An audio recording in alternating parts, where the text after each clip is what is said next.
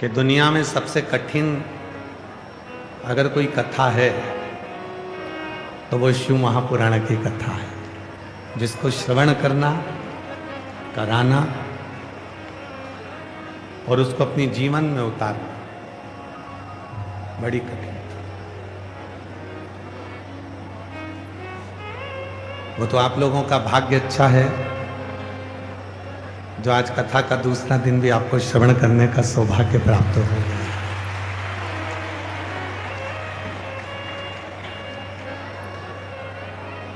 कहीं आप लोगों का 2 लोटा जल और आज तो कहूंगा तुम्हारा 4 लोटा जल काम आ गया। दिल्ली वाले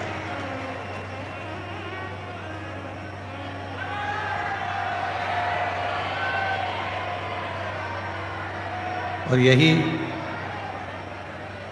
भगवान भोलेनाथ जी से प्रार्थना है, शिव जी से प्रार्थना है कि जिस भाव से आप शिव महापुराण की कथा को श्रवण करने के लिए आए हो, जिस भाव से आप कथा सुनने के लिए पहुंचे हो, मेरा देव अधिदेव महादेव आप सबके मन की मनोरथ पूर्ण करे, मन की कामना पूर्ण करे। बस इतना ध्यान रखो कि शिव तत्व को कैसे भजना है, भगवान देव अधिदेव महादेव की भक्ति कैसे करना है, स्मरण कैसे करना है,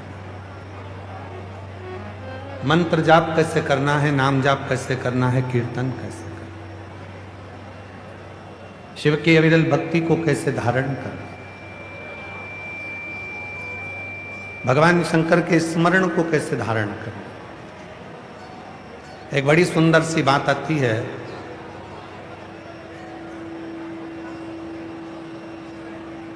एक स्कूल में और एक क्लास में बहुत सारे बच्चे पढ़ते हैं।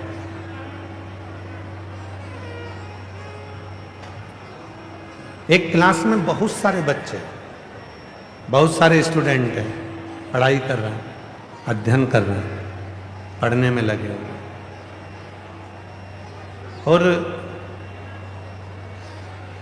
इतने सारे स्टूडेंट जब पढ़ाई करते हैं, अध्ययन करते हैं, पीछे के भाई, बहुत सारे स्टूडेंट जब पढ़ाई करते हैं, अध्ययन करते हैं और बहुत सारी बच्चे जब पढ़ाई कर रहे होते हैं, अध्ययन कर रहे होते हैं, तो उसमें से कुछ ही बच्चे ऐसे होते हैं जो अव्वल आते हैं, आगे निकल जाते हैं और उनका परसेंटेज बहुत अच्छा हो जाता है। कुछ ही बच्चे, पढ़ाई सबने करी है, अध्ययन सबने करा है, सब पढ़े हैं, सब उसी क्लास में हैं, एक ही क्लास में अध्ययन कर रहे हैं, एक ही क्लास में पढ़ाई कर रहे हैं और बहुत सारे बच्चे पढ़ने में लगे हुए हैं, पर कोई कोई बच्चा ऐसा होता है जिसका परसेंट अच्छा आ जाता है और वो अव्वल निकल जाता है। उसी तरह शिव महापुराण की कथा में भी बहुत लाखों भक्त पहुंचते हैं। शिव जी के मंदिर में भी 1 लोटा जल चढ़ाने के लिए लाखों लाखों शिव भक्त पहुंचते हैं। शिव जी के मंदिर में जाकर सफाई भी करते हैं, झाड़ू भी लगाते हैं, पोछा भी लगाते हैं, शिव जी की सेवा भी करते हैं। पर इतने स्टूडेंट में, इतने सारे बच्चों में, इतने सारे स्टूडेंट में कोई कोई एक आध बच्चा ऐसा होता है, कुछ कुछ बच्चे ऐसे होते हैं जो अव्वल निकल जाते हैं। उसी तरह जब शिव के मंदिर में हम झाड़ू लगाते हैं, पोछा लगाते हैं, शिव जी की कथा को श्रवण करते हैं, भगवान शंकर की कथा में पहुंचते हैं, तो कोई कोई इन शिव भक्तों में ऐसा होता है जिसके हृदय में शिव बसा होता है और वो भगवान शंकर की अविरल भक्ति को प्राप्त कर लेगा। शिव की भक्ति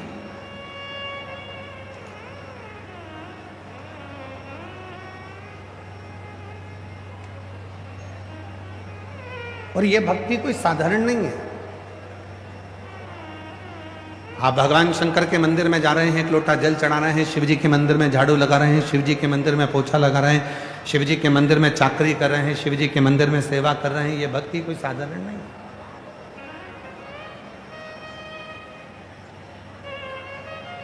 शिव साधना में डूबना, भगवान शंकर के विरल भक्ति को धारण करना कोई साधारण। और मेरी जीजियों, मेरे जीजाओं,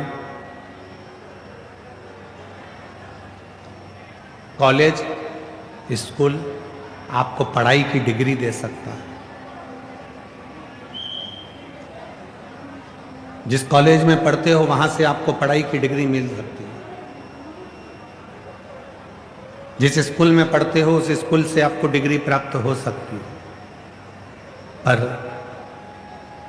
उस डिग्री से आप कुर्सी तक भी पहुंच सकते हो, अच्छे पद तक भी पहुंच सकते हो, वैभव भी प्राप्त कर सकते हो, पर सही डिग्री अगर कहीं मिल सकती है तो वो घर के संस्कारों से मिलती है, अपने परिवार से मिलती है।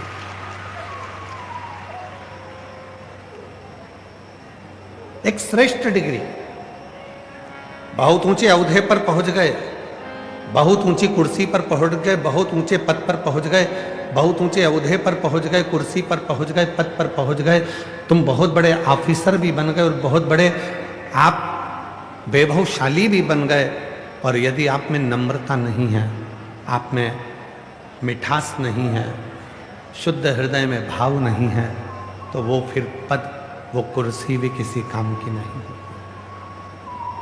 मूल है आपका प्रेम।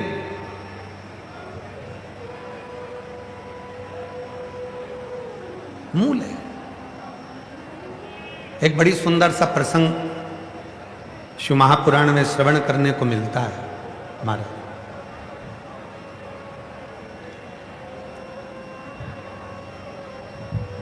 एक बार भगवान देवादिदेव महादेव के 10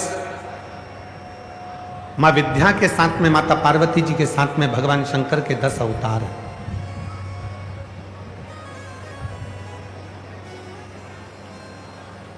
और शिव जी के उन 10 अवतार में एक अवतार भगवान शंकर का हुआ है महाकाल, और माता पार्वती का एक अवतार हुआ है महाकाली।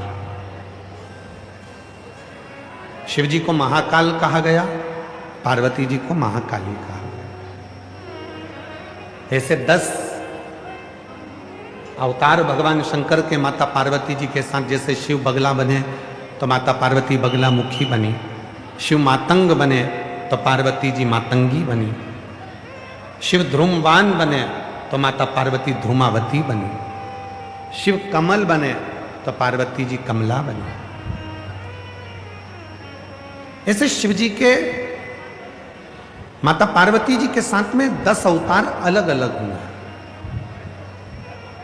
और वो जो 10 अवतार हैं जो भगवान शंकर ने माता पार्वती जी के साथ लिए हैं, वो जनमानस के कल्याण के लिए, संपूर्ण जगत के उद्धार के लिए, संपूर्ण जगत के कल्याण के लिए।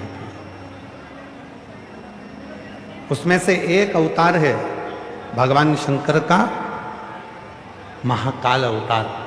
उसमें माता पार्वती महाकाली बनी है।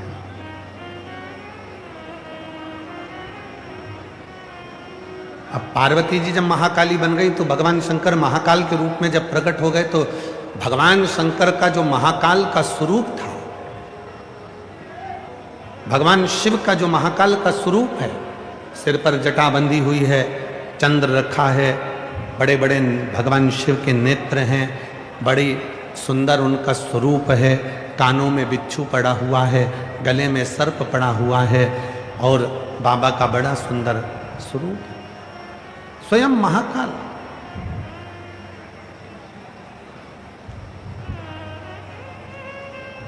और उसी स्वरूप के साथ में अगर प्रकट हुई तो माता महाकाली, महाकाली प्रकट हो गई।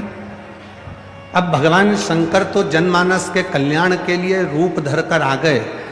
इतने में शंकर भगवान ने पार्वती जी से कहा, पार्वती तू महाकाली बन गई, तू महाकाली बन गई।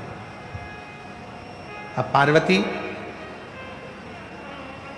जब तू महाकाली बन गई है तो मैं तेरे से पूछूं कि तू महाकाली बनकर रहेगी कहां? तो कहां महाकाली बनकर रहेगी? पार्वती जी ने कहा भोलेनाथ जी से, बाबा जैसे आप मंदिर में निवास करते हो वैसे मैं मंदिर में निवास करूंगी, जैसे आप जनमानस का कल्याण करते हो वैसे मैं जनमानस का कल्याण करूंगा। तो पार्वती जी की बात सुनकर भगवान शिव ने कहा, पार्वती मेरी एक इच्छा है, जरा ध्यान लगाना इस कथा पर। पार्वती मेरी एक इच्छा है। तो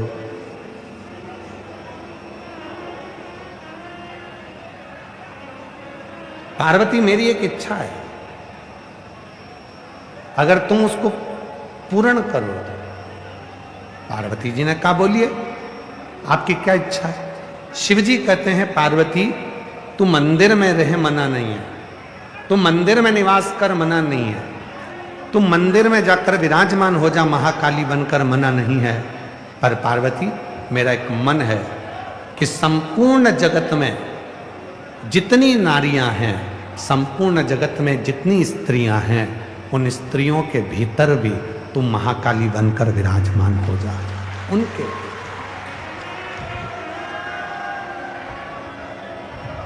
पार्वती जी ने कहा कि प्रभु मैं महाकाली बनकर संपूर्ण जगत की नारियों में विराजमान हो जाऊंगी, संपूर्ण जगत की स्त्रियों में मैं महाकाली बनकर विराजमान हो जाऊंगी, पर इसका लाभ क्या होगा?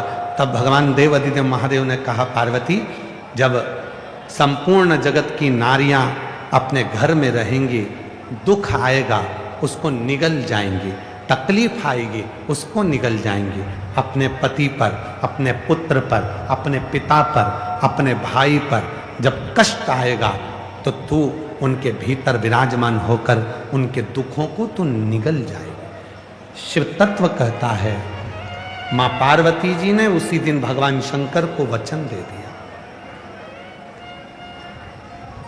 माता पार्वती जी ने भगवान शंकर को उसी दिन वचन दे दिया। पार्वती जी ने वचन दिया उसी दिन।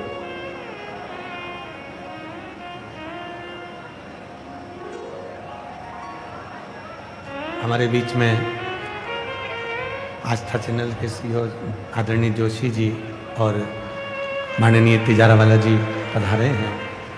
साधुता है आपको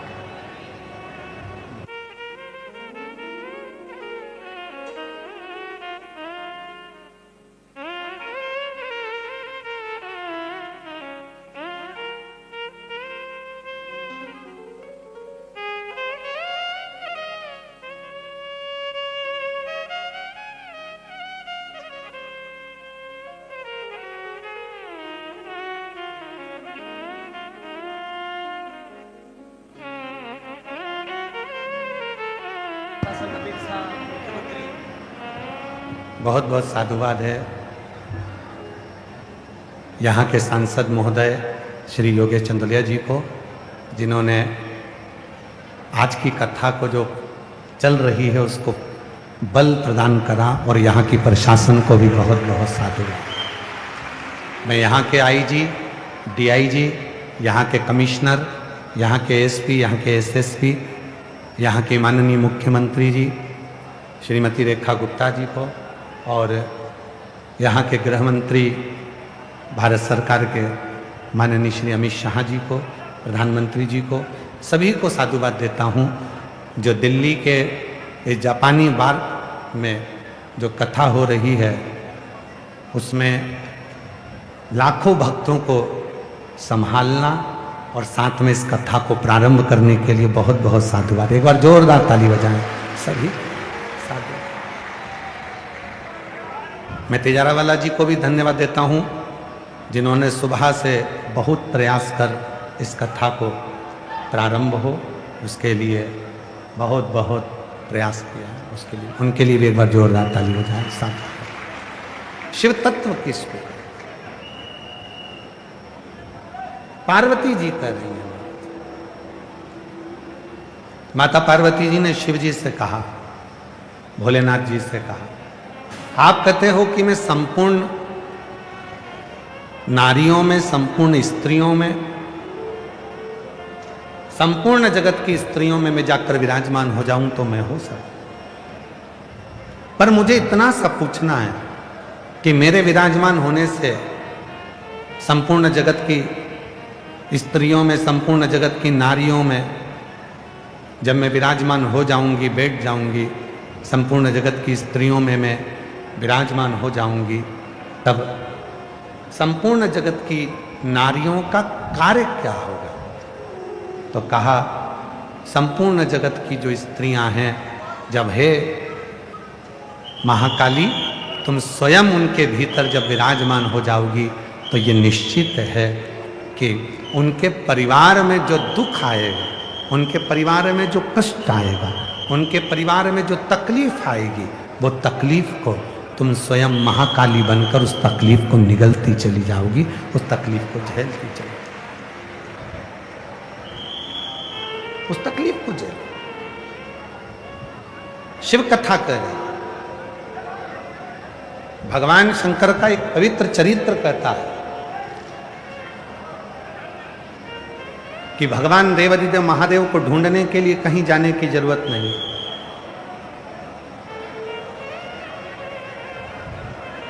कोई कहे कि वो वहां मिलेगा, कोई कहे कि वो वहां मिलेगा, कोई कहे कि वो वहां मिलेगा, कहीं ढूंढने जाने की जरूरत नहीं है। अगर मेरे भोले बाबा को ढूंढना है तो आप अपने भीतर ढूंढने का प्रयास करो, मेरा शंकर तुम्हारे भीतर विराजमान।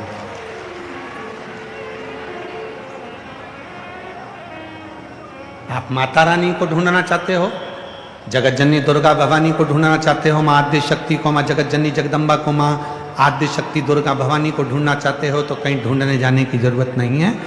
तुम्हारे घर में जो नारी विराजमान है, तुम्हारे घर में जो माँ विराजमान है, तुम्हारे घर में जो बेटी विराजमान है, तुम्हारे घर में जो बहन है, बस उसी में तुम उस जगत जननी के स्वरूप का दर्शन करो तो माता का दर्शन अपने आप होने लगे, अपने आप। उनको ढूंढने जाने की जरूरत नहीं पड़ेगी, उनको बहुत दूर जाकर ढूंढना नहीं पड़ेगा। और ये चरित्र केवल बोलने का चरित्र नहीं, शिव महापुराण के अंतर्गत भगवान ब्रह्मा जी जब स्वयं कहते हैं कि इस सृष्टि का रचना करता मैं हूं, जब ब्रह्मा जी स्वयं कहते हैं कि इस सृष्टि का रचना करता मैं हूं, इस सृष्टि को रच में रहा हूं, इस सृष्टि को चला में रहा हूं, इस सृष्टि को करने वाला मैं हूं, इस सृष्टि का रचना करता मैं हूं, तब स्वयं भगवान विष्णु ब्रह्मा जी को समझाते हैं, नहीं ब्रह्मदेव, ये तुम कहना बंद कर दो कि सृष्टि का रचना करता मैं हूं, तुम ये कहना बंद कर दो कि सृष्टि की रचना मैं कर रहा हूं, तुम ये कहना बंद कर दो कि सृष्टि को मैं दे रहा हूं। नहीं नहीं, भगवान विष्णु ने कहा इस सृष्टि को अगर कोई दे रहा है, इस सृष्टि की कोई रचना कर रहा है, इस सृष्टि को कोई संचालित कर रहा है, तो वो स्वयं देव अधिदेव महादेव संचालित कर रहे हैं और रचना कर रहे हैं। और रचा है सृष्टि को जिस प्रभु ने, वही ये सृष्टि चला रही। रचा है सृष्टि को जिस प्रभु ने, वही ये सृष्टि चला रही। जो पेड़ हमने लगाया पहले, जो पेड़ हमने लगाया पहले, उसी का फल हम पा रहे। रचा है सृष्टि को जिस प्रभु ने, वही सृष्टि चला रही। रचा है सृष्टि को जिस प्रभु ने, वही सृष्टि चला रही। जो पेड़ हमने लगाया पहले, जो पेड़ हमने लगाया पहले, उसी का फल हम पा रहे। रचा है सृष्टि को जिस प्रभु ने वही ये सृष्टि चला रचा है सृष्टि को जिस प्रभु ने वही ये सृष्टि चला। स्वयं भगवान विष्णु ने कह दिया ब्रह्मा जी को, ब्रह्मदेव तुम यह कहना बंद कर दो कि यह सृष्टि की रचना मैं कर रहा हूं, इस सृष्टि को मैं चला रहा हूं। ब्रह्मा, बल्कि तुम कहो कि मैं इस सृष्टि का रचना करता नहीं हूं, मैं इस सृष्टि का संहार करता नहीं हूं।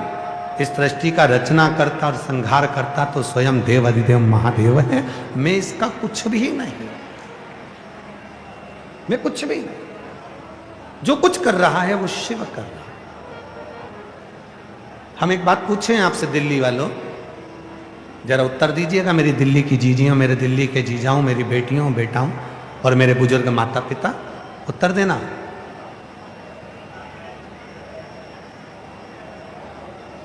आम का वृक्ष इतना बड़ा होता है, मौसम्बी का वृक्ष बड़ा होता है, इमली का वृक्ष बड़ा होता है, खजूर का पौधा, खजूर का वृक्ष बड़ा होता है, पर उसका बीज कितना बड़ा होता है? छोटा सा।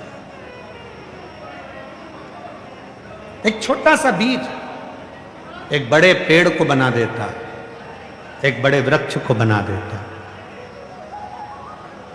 एक छोटा सा बीज एक बड़े वृक्ष का निर्माण कर देता है।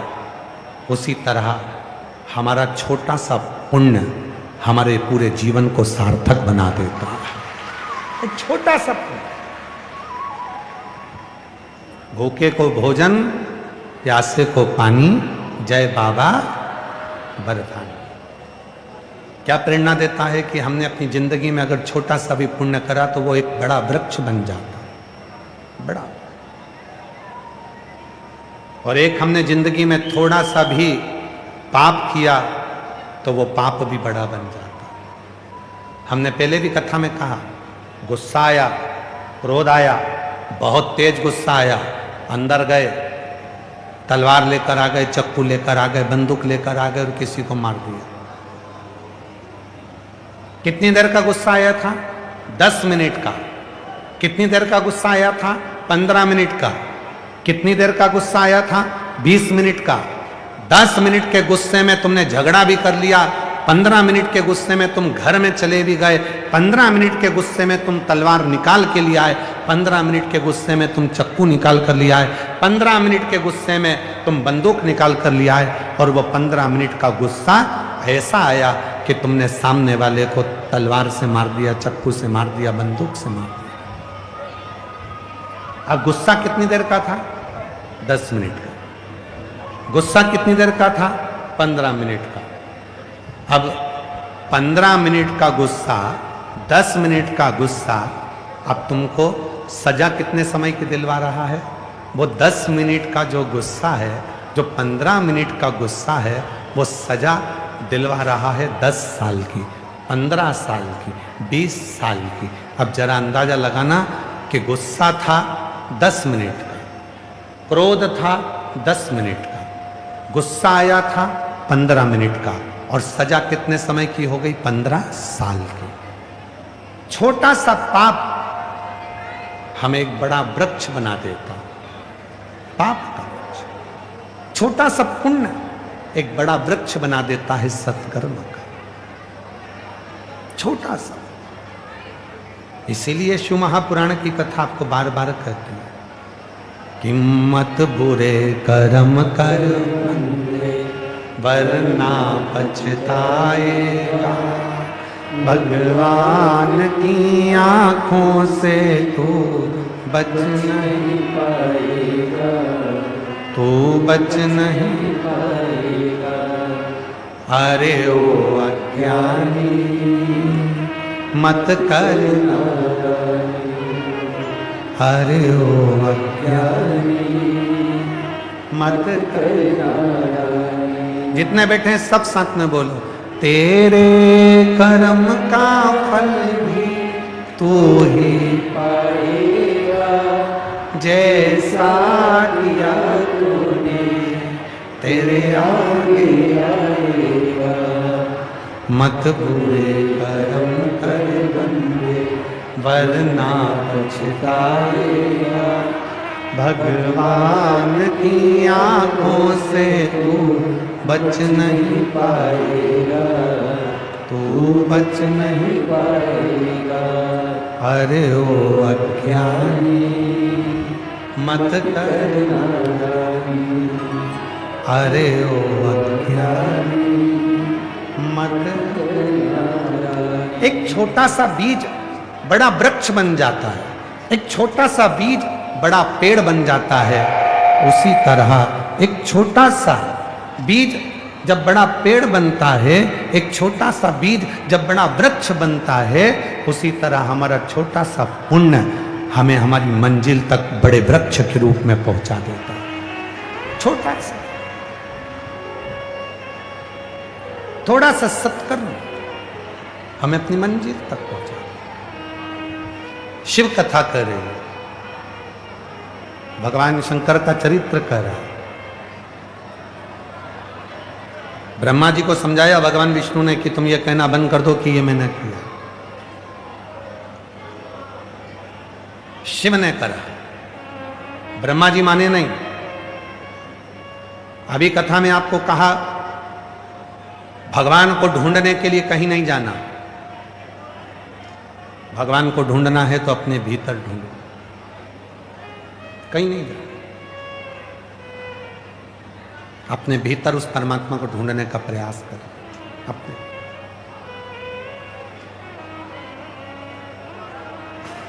ब्रह्मा जी को भगवान ब्रह्मदेव ने एक बड़े सारे पर्वत को घुमाना प्रारंभ करा और ब्रह्मदेव ने उस पर्वत को घुमाकर विचार किया कि मैं जानना चाहता हूं कि सृष्टि का रचना करता, संहार करता कौन है। घुमाया पर्वत को, और जब पर्वत को घुमाना प्रारंभ करा तो वो पर्वत की आकृति में एक शिवलिंग प्रकट हो गया। यदि कोई आपसे पूछे कि दुनिया का सबसे पहला शिवलिंग किसने बनाया था या किसने प्रकट करा था, तो आप उसका उत्तर दे सकते हो कि दुनिया का सबसे पहला शिवलिंग ब्रह्मा और भगवान विष्णु ने निर्माण किया था, एक पर्वत की आकृति में, अग्निखंभ के रूप में, एक स्तंभ के रूप में भगवान शंकर का शिवलिंग प्रकट हुआ।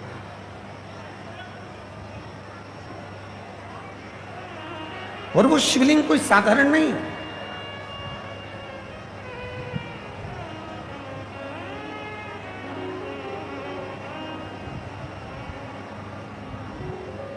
मेरी जीजियों, मेरे जीजाओं, मेरी बेटियों, बेटाओं, मेरे बुजुर्ग माँ बाप, आप किसी शंकर जी के मंदिर में जब जल चढ़ाने के लिए जाते हो तो आपको लगता होगा कि पत्थर का शिवलिंग है।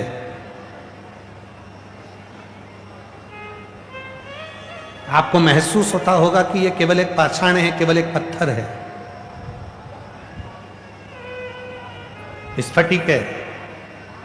भारत का शिवलिंग है, स्फटिक का शिवलिंग है, लोहे का शिवलिंग है, लकड़ी का शिवलिंग है, मिट्टी का शिवलिंग है, पत्थर का शिवलिंग है, पारद का शिवलिंग है, गोमेद का शिवलिंग है, नीलम का शिवलिंग है, पुखराज का शिवलिंग है, मोती का शिवलिंग है। किसी शिवलिंग का जब आप दर्शन करते हो तो आपके मन में भाव आता है कि यह केवल एक पाषाण का, पत्थर का, लकड़ी का, गोमेद का शिवलिंग, पर नहीं। शिव महापुराण की कथा कहती है, जब हम अपने हृदय से, दिल से, भावों से भगवान को, शिव जी को एक लोटा जल जब समर्पित करते हैं तो वो केवल पाषाण, पत्थर, पुखराज या मोती नहीं रह जाता। जब शिव जी को जल चढ़ाया जाता है, जल चढ़ाते समय भगवान देव अधिदेव महादेव स्वयं उस जल को स्वीकार करने के लिए आकर विराजमान हो जाते हैं। स्वयं शिव, वो पाषाण नहीं रहा, वो पत्थर नहीं रहा, स्वयं शिव प्रकट हो गया, स्वयं। अच्छा, कोई दूर हो ना तो बात दूसरी है। ब्रह्मा जी ब्रह्मलोक में है, भगवान विष्णु वैकुंठ लोक में है, पर भगवान शंकर तो मृत्यु लोक में, पृथ्वी पर। कोई बहुत दूर हो गया तो उसको अगर अपने मन की बात करना है तो फिर पत्र लिखना पड़ेगा, तार करना पड़ेगा, वहां तक बात पहुंचेगी कि नहीं पहुंचेगी कोई भरोसा नहीं है। पर यदि जो नजदीक में, जो नजदीक में, उसको कहने के लिए कुछ नहीं करना पड़ेगा, सारी समस्या का हल उसको कहने के लिए बहुत कुछ करना नहीं पड़ेगा। अगर शिव को अपने मन की बात कहना है, भगवान शंकर को अपने मन की बात कहना है, शिवजी को अपने मन की दशा कहना है, शंकर भगवान को अपने मन की दशा कहना है, शिवजी को अपना दुख कहना है, शंकर भगवान को अपनी तकलीफ कहना है, तो कुछ नहीं करना है। केवल एक लोटा जल लेकर जब श्री शिवाय नमस्तुभ्यम कहते कहते हम शिवजी को जल समर्पित करते हैं तो शिव हमारे मन की बात को सुनते। एक पत्र है, अच्छा है, देखिए।